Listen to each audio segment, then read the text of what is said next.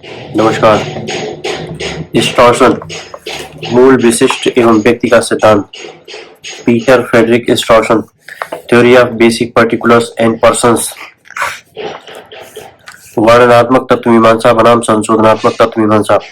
स्टॉर्शन ने अपनी पुस्तक इंडिविजुअल 1959 की भूमिका में वर्णनात्मक तत्वमीमांसा एवं संशोधनात्मक तत्वमीमांसा में अंतर किया है। स्टॉर्शन उन दार्शनिकों, तार्किक, भाववादी आदि से सहमत नहीं है जो तत्वमीमांसा को निरर्थक मानते हैं। स्टॉर्शन मूलतः वर्णनात्मक तत्वमीमांसा के समर्थक हैं, परंतु स्टॉर्शन के अनुसार संशोधनात्मक तत्वमीमांसा व्यर्थ नहीं है, उसकी भी उपयोगिता है। इससे वस्तुओं को देखने और समझने के लिए एक नया दृष्टिकोण मिलता है। साथ ही इसके आधार पर हम वर्णनात्मक तत्वमीमांसा को और अच्छी तरह समझ सकते हैं। स्पष्ट है कि संशोधनात्मक तत्वमीमांसा का महत्व तभी है जब वर्णनात्मक तत्वमीमांसा को स्वीकार किया जाए। इस प्रकार संशोधनात्मक तत्वमीमांसा की उपयोगिता वर्णनात्मक तत्वमीमांसा पर निर्भर है। स्टॉर्शन के अनुसार स्पष्ट तौर पर निश्चित रूप से यह कहना कठिन है कि कौन वर्णनात्मक तत्वमीमांसा का समर्थक है और कौन संशोधनात्मक तत्वमीमांसा का, क्योंकि ये दोनों प्रवृत्तियां लगभग सभी तत्वमीमांसी दार्शनिकों में दिखाई देती हैं। फिर भी अरस्तू और कांट को वर्णनात्मक तत्वमीमांसा के अंतर्गत रखा जा सकता है, जबकि प्लेटो, डेकार्ट, लाइबनिज, बर्कले आदि को संशोधनात्मक तत्वमीमांसा का समर्थक कहा जा सकता है। जैसे प्लेटो यद्यपि प्रत्ययों को सत्य रियल मानते हैं तो अलौकिक जगत से संबंधित है, परंतु वे पूर्णतः परिकल्पनात्मक नहीं है, क्योंकि वे लौकिक जगत को अर्ध सत्य एवं अर्ध असत कहते हैं और उसे प्रत्येक जगत की अपूर्ण अभिव्यक्ति के रूप में स्वीकार करते हैं। भारतीय दर्शन में शंकराचार्य के दर्शन में भी संशोधनात्मक तत्वमीमांसा की स्थिति दिखाई देती है। दोनों तत्वमीमांसा में निम्नलिखित अंतर है। वर्णनात्मक तत्वमीमांसा जगत के संबंध में हमारे विचारों की संरचना, स्ट्रक्चर का वर्णन करता है। वर्णनात्मक तत्वमीमांसा उस संप्रत्यात्मक योजना का स्पष्टीकरण है जिसका हम वास्तव में प्रयोग करते हैं। जब भी हम किसी विषय के बारे में बात करते हैं तो जिन संप्रत्ययों का प्रयोग करते हैं उनका स्वरूप एवं संबंध बताना ही वर्णनात्मक तत्वमीमांसा का उद्देश्य है। इस प्रकार वर्णनात्मक तत्वमीमांसा का उद्देश्य जगत संबंधी विचारों का विश्लेषण, विवरण एवं स्पष्टीकरण है। संशोधनात्मक तत्वमीमांसा एक उच्चतर जगत की सृजनात्मकता से संबंधित है। संशोधनात्मक तत्वमीमांसा को मानने वाले दार्शनिक वास्तविक संप्रत्ययों से संतुष्ट नहीं होते। उनके अनुसार ये संप्रत्यय अपूर्ण एवं दोषपूर्ण है। इनका खंडन करके वे एक नई संप्रत्यात्मक योजना देते हैं। जैसे प्लेटो ने जगत की वस्तुओं का निश्चित ज्ञान नहीं माना। इनके अनुसार सत्य जगत रियल वर्ल्ड प्रत्ययों का जगत है, जबकि अरस्तु इसी जगत को वास्तविक जगत मानते हैं। यहाँ प्रश्न यह है कि क्या हमारी संप्रत्यात्मक योजना बदलती रहती है या सदैव एक रहती है। स्टॉर्शन के अनुसार जैसे जैसे हमारे ज्ञान का विकास होता है वैसे वैसे संप्रत्तियों में भी परिवर्तन होता रहता है, विशेषकर सैद्धांतिक दृष्टि में। परंतु कुछ ऐसे संप्रत्यय हैं जो केंद्रीय संप्रत्यय हैं तथा जिनमें कोई परिवर्तन नहीं होता। वे सदैव हमारे चिंतन को प्रभावित करते हैं। ये संप्रत्यय विज्ञान एवं किसी सिद्धांत के संप्रत्यय नहीं है, ये हमारे साधारण अनुभव के संप्रत्यय हैं। इन्हीं का वर्णन करना ही वर्णनात्मक तत्वमीमांसा है। यहाँ एक दूसरी समस्या ये उभरती है कि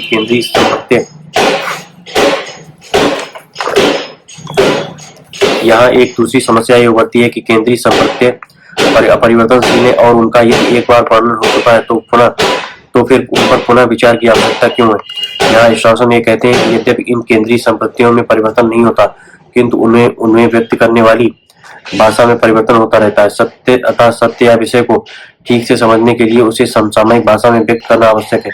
अतः वर्णनात्मक तत्वमीमांसा हमेशा प्रासंगिक होती है। मूल विशिष्ट या आधारित विशिष्ट, थ्योरी ऑफ बेसिक पर्टिकुलर्स। स्टॉर्शन अपनी पुस्तक इंडिविजुअल्स में एक नए प्रकार के तत्वमीमांसी चिंतन की रूपरेखा प्रस्तुत की है और इसे उन्होंने वर्णनात्मक तत्वमीमांसा, डिस्क्रिप्टिव मेटाफिजिक्स की संज्ञा दी है। वर्णनात्मक तत्वमीमांसा में जगत संबंधी विचारों का विश्लेषण, विवरण और स्पष्टीकरण होता है।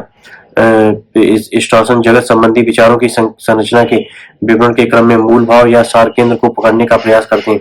इन मूल भावों की पहचान इस तथ्य से होती है कि हर अन्य भाव इनकी अपेक्षा गौण है और किसी न किसी रूप में इनकी प्राथमिकता को स्वीकार किए हुए। ऐसे मूल भाव में मौलिक रूप से कभी परिवर्तन नहीं होता है। इसकी प्राथमिकता और मौलिकता इस बात से स्पष्ट होती है कि विचार का प्रत्येक रूप किसी न किसी रूप में इसे स्वीकार कर ही अग्रसर होता है।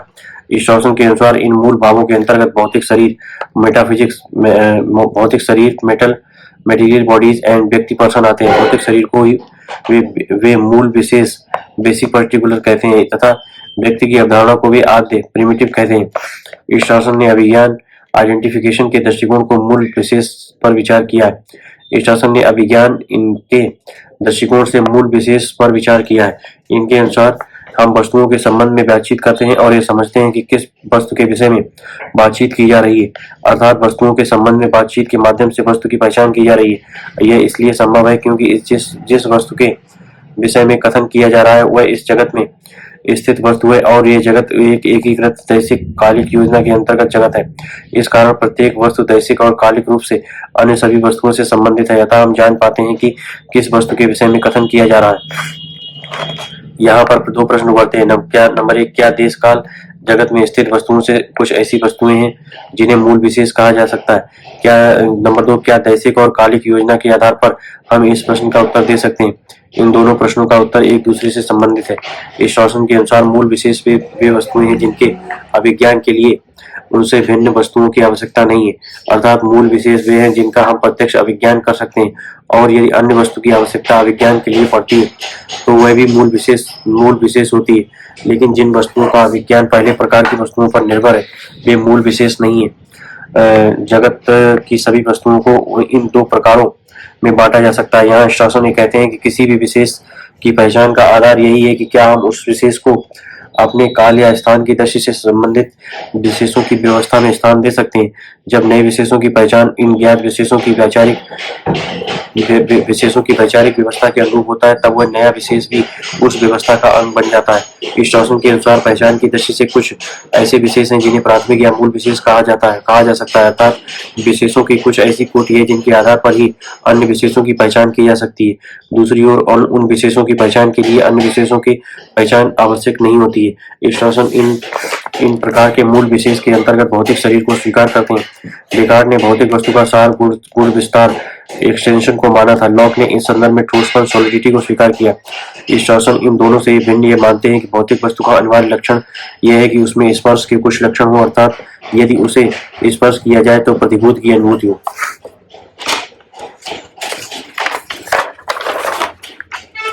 अपने उद्देश्य की स्थापना के लिए शासन विशेषों के कुछ उदाहरणों की परीक्षा करते हैं। इस क्रम में शासन विश्लेषणात्मक विधि का प्रयोग करते हैं। यहाँ इस विधि का मुख्य उद्देश्य यह दिखाना है कि कौन सा विशेष दूसरे पर निर्भर है और किसमें उस पर निर्भरता का भाव नहीं है।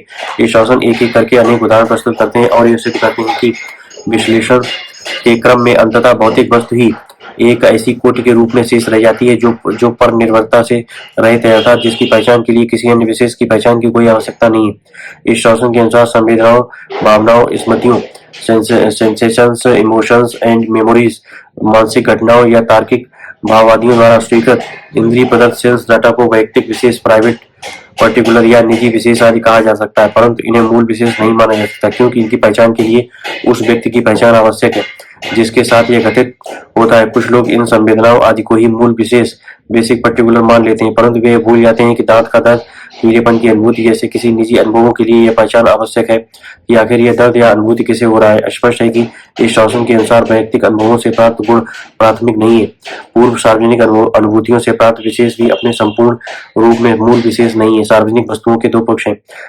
नंबर एक, पहले पक्ष के अंतर्गत घटनाएं, इवेंट्स, प्रक्रियाएं, प्रोसेस और अवस्थाएं, स्टेट्स एंड परिस्थितियां, कंडीशंस आदि आती हैं, परंतु हम जैसे ही इनकी कल्पना करते हैं हमारे मन में तुरंत ही उस वस्तु की कल्पना आ जाती है जिसकी ये अवस्थाएं अतः प्रक्रियाओं और अवस्थाओं आदि को भी मूल विशेष नहीं माना जा सकता क्योंकि इनका साक्षात ज्ञान नहीं हो सकता। परतंत्र ज्ञान, डिपेंडेंट इन आइडेंटिफिएबिलिटी होता है।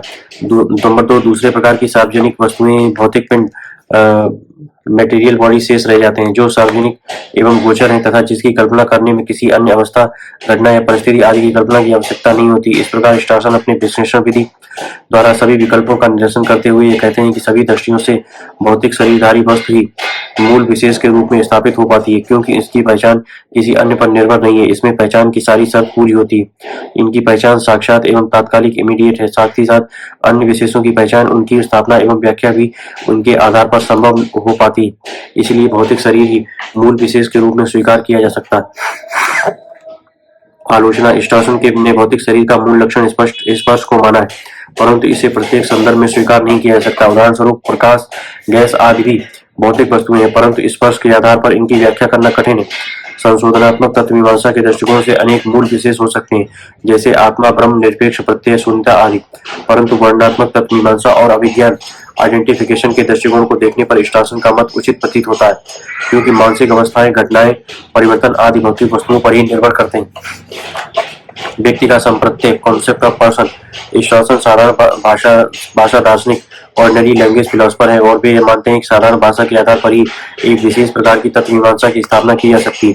वे वर्णनात्मक तत्व मीमांसा, डिस्क्रिप्टिव मेटाफिजिक्स को स्वीकार करते हैं, जिसके अनुसार तत्व मीमांसा का संबंध उच्चतर काल्पनिक जगत से नहीं है, बल्कि इसका कार्य जगत संबंधी विशेष विचारों की संकल्पना या मूल कोटियों का वर्णन करना है। अपनी पुस्तक इंडिविजुअल्स में स्टॉर्सन ने यह दिखाने का प्रयास किया है कि वर्णनात्मक तत्व मीमांसा संभव है। इस वर्णनात्मक तत्व मीमांसा के अंतर्गत ही स्टॉर्सन व्यक्ति की अवधारणा का प्रश्न उठाते हैं। व्यक्ति के संबंध में वे यह स्पष्ट करना चाहते हैं कि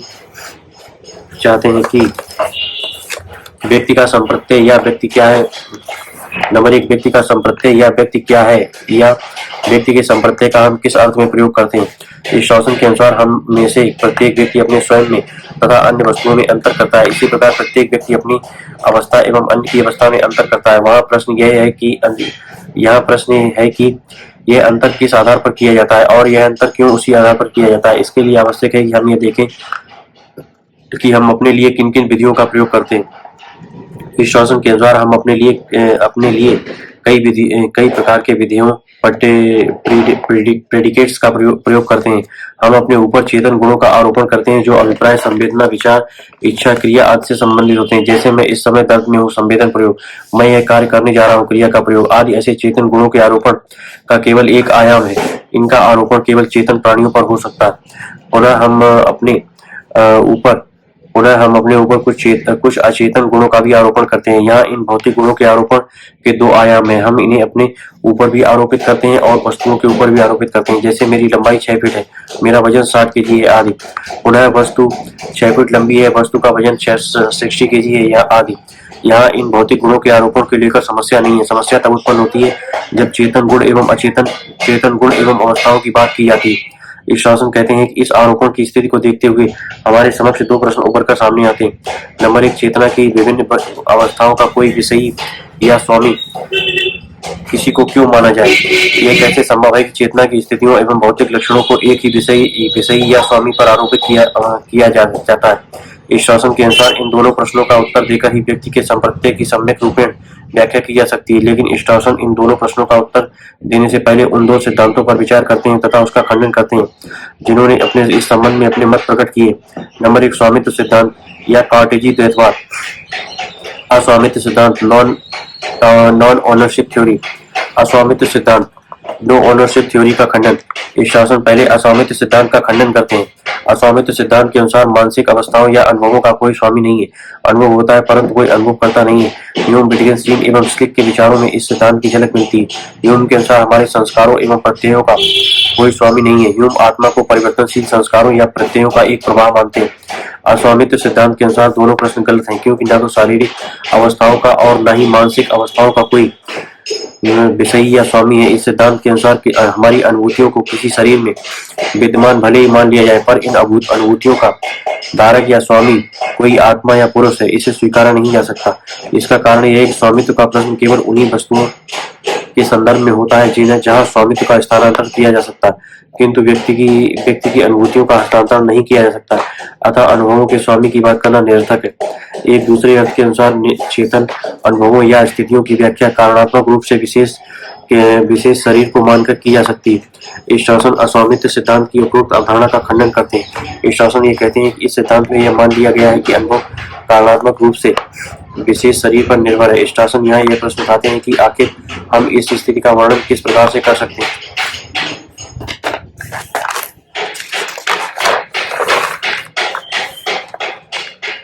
नंबर 1, यहाँ यदि ये कहा जाए कि सभी अनुभव किसी विशेष शरीर पर निर्भर है तो फिर यह असत्य होगा। सभी अनुभव एक शरीर पर निर्भर नहीं हो सकते।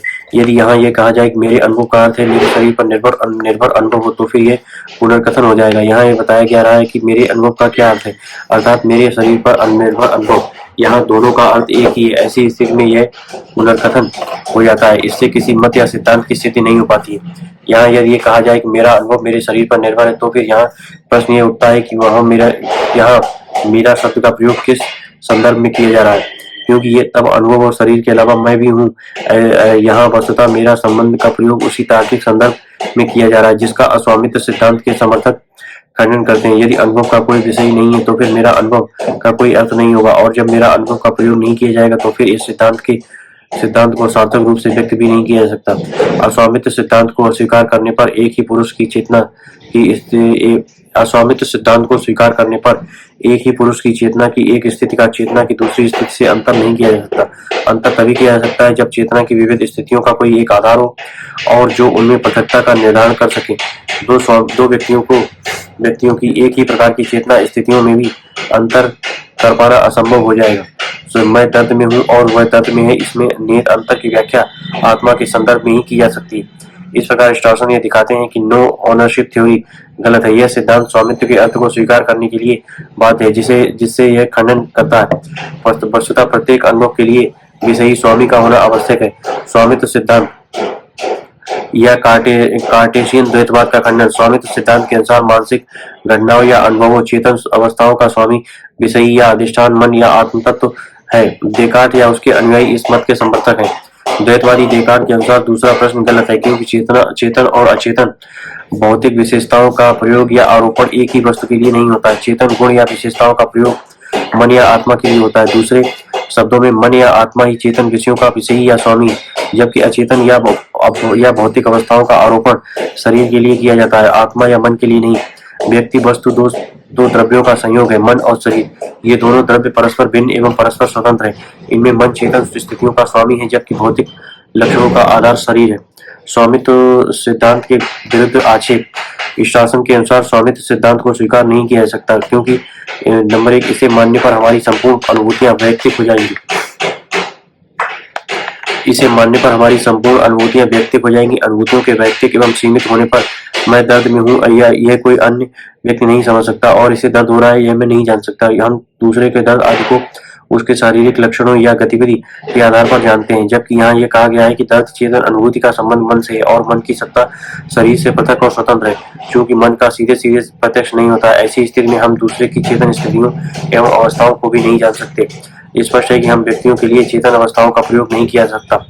नंबर 2, स्टॉर्सन कहते हैं कि यदि अनुभूतियों का संबंध मन या चेतना से है तो समस्या आती है कि मैं अपने लिए चेतन अवस्थाओं का प्रयोग तभी कर सकता हूँ जब मैं कम से कम सिद्धांततः अन्य व्यक्तियों के लिए भी इन अवस्थाओं का प्रयोग कर सकूं। भाषा के प्रयोग के लिए यह आवश्यक शर्त है कि अगर मैं किसी विशेषता का प्रयोग अपने लिए करूं तो मैं उस विशेषता का प्रयोग दूसरे के लिए भी कर सकूं।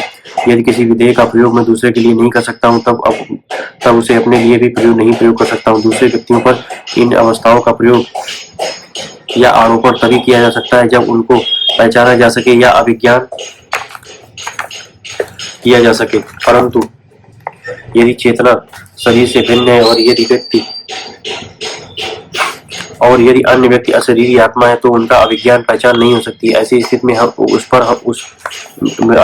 में उस पर इन विधेयों का प्रयोग भी नहीं किया जा सकता। द्वैतवादियों के अनुसार अनुभव का विषयी आत्मा है, शरीर नहीं। सोचना, विचार करना, इच्छा करना, सुख दुख आदि चेतन अवस्थाओं का संबंध अशरीरी मन से है। यहाँ स्टॉर्सन ये प्रश्न करते हैं कि यदि चेतन अनुभवों का विषयी अशरीरी मन है तो फिर हम उसके ऊपर मानसिक विशेषताओं का प्रयोग कैसे कर सकते हैं।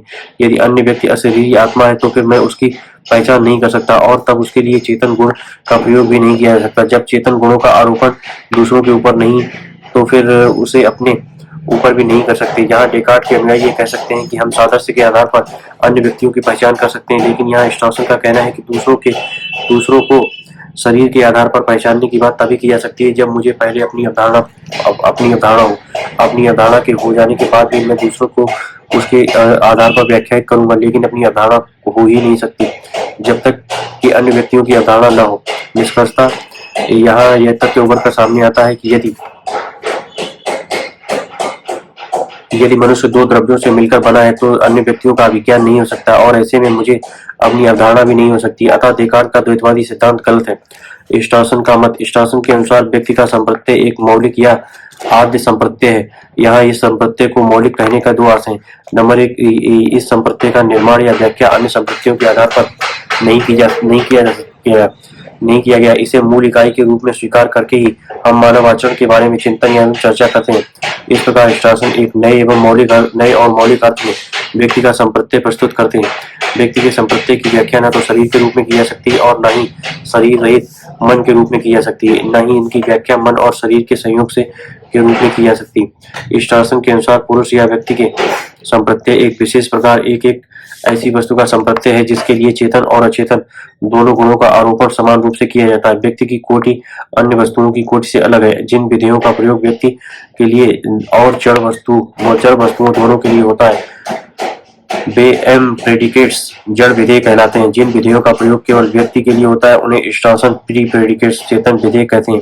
व्यक्ति का संप्रत्यय एक ऐसा मौलिक संप्रत्यय है जिस पर चेतन स्थितियों प्री प्रेडिकेट्स एवं भौतिक गुणों एम प्रेडिकेट्स दोनों का आरोपण एक साथ किया जा सकता है। यहाँ एक समस्या यह उभर कर आती है कि इन्हें पी प्रेडिकेट कहा जाता है। उनका प्रयोग अपने लिए एक आधार पर किया जाता है जबकि अन्य व्यक्तियों के लिए इनके प्रयोग का आधार दूसरा होता है। जब व्यक्ति दूसरों के लिए पी प्रेडिकेट का आरोपण करता है तो वह दूसरे व्यक्ति के शारीरिक हाव भाव तथा व्यवहार के ऊपर निर्भर करता है, जबकि अपने लिए इस प्रकार के मापदंड की आवश्यकता नहीं होती है। अब यदि मापदंड बदल जाता है तो शब्दों का अर्थ भी बदल जाता है क्योंकि अर्थ सत्यापन पर निर्भर करता है। इस प्रकार यहाँ दो प्रकार के सिद्धांत उभर कर सामने आते हैं। नंबर एक, कुछ दार्शनिक ये कहते हैं कि अपना अनुभव महत्वपूर्ण है, अर्थात अनुभव के आधार पर हम निश्चित रूप से ये तो जानते हैं कि मुझे दर्द हो रहा है क्योंकि मैं स्वयं उसका अनुभव करता हूँ, परंतु मैं दूसरे के दर्द का अनुभव नहीं कर सकता क्योंकि इसे केवल उसके बारे में अनुमान कर सकता हूँ। इसलिए यहाँ गलती की संभावना हो सकती है। इस प्रकार इस पहले वर्ग को मानने पर अन्य व्यक्तियों के संदर्भ में संशयवाद आ जाता है।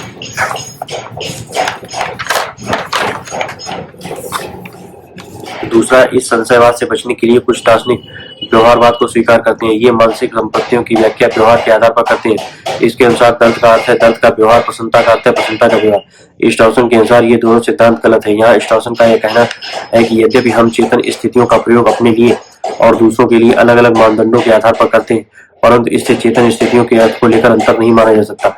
न तो कोई शब्दकोश और न ही कोई साधारण व्यक्ति दर्द शब्द के दो या विभिन्न अर्थ स्वीकार करता है। यहाँ केवल प्रयोग के आधार की भिन्नता है, अर्थ के दृष्टिकोण की भिन्नता नहीं है। दर्द का अर्थ दोनों परिस्थितियों में बदलता नहीं है। शासन इसे और स्पष्ट करने के लिए कुछ ऐसे उदाहरण देते हैं जहाँ प्रयोग का आधार अलग अलग है परंतु वास्तव में अर्थ को लेकर अंतर नहीं है, जैसे पत्र लिखना, रस्सी का गोला बनाना आदि। यहाँ आरोपण का ढंग अलग अलग है परंतु इसके अर्थ को लेकर अंतर नहीं है। जो अंतर दर्द के उदाहरण में वैसे ही अंतर यहाँ भी है, परंतु यहाँ कोई ये नहीं कहेगा कि पत्र लिखने के दो अर्थ हैं। शासन अंततः ये कहते हैं कि व्यक्ति एक ऐसी सत्ता है जिसके लिए शारीरिक एवं मानसिक दोनों प्रकार के विधियों का प्रयोग साथ साथ किया जाता है। व्यक्ति का प्राथमिक संप्रत्यय यही है, परंतु मृत्यु के पश्चात तार्किक रूप से अशरीरी आत्मा की अवधारणा भी संभव है। इस स्थिति में अपनी पहचान अपने पूर्व के शारीरिक संरचना के आधार पर होगी। इस प्रकार यहाँ गौण अर्थ में अशरीरी आत्मा की स्थिति को स्वीकार किया गया। आलोचना नंबर एक, एयर के अनुसार शासन अंत तक यह सिद्ध नहीं कर पाते हैं कि व्यक्ति का संप्रत्यय तर्कता मौलिक है। वे मानसिक और भौतिक अवस्थाओं के संबंध में व्याख्या तर्कता संतोषजनक ढंग से नहीं कर पाते हैं। एक ही इकाई के दो पक्ष कहने मात्र से वस्तुस्थिति स्पष्ट नहीं होती। यहाँ शासन एक समस्या से मुक्त पाने के लिए दूसरी समस्या में उलझ जाते हैं। यहाँ यह प्रश्न बना हुआ है कि तत्व वस्तुतः क्या है, जिससे कि मानसिक व भौतिक ये दो पहल है।